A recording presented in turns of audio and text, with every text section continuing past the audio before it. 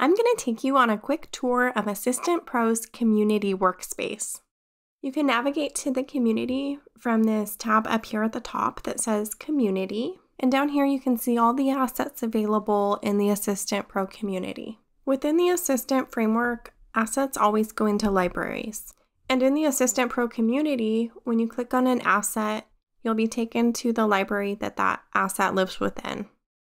We can use these tabs to filter out the different types of assets that are in this library. I've already subscribed to this library, so if I click View in Libraries, that's going to take me to that library in my Assistant Pro dash. Here's an example of a library that I don't have. This is a free one.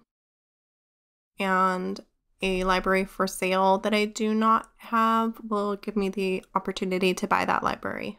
Here on the main page, we can see indicators if a library is free, if it has a $sign, that's for sale, and if it has a check mark, that means that you already have a subscription to that library. Then just to the left of that indicator, you see the information about the library's author and a place to favorite the asset. So then you can use this drop-down menu to sort out your favorite assets. You can also sort things out based on general popularity or recently uploaded. You can search for particular terms, like if I want to find testimonials, I can filter out here things that people have marked as testimonials. So beyond just searching everything, we can sort by asset type.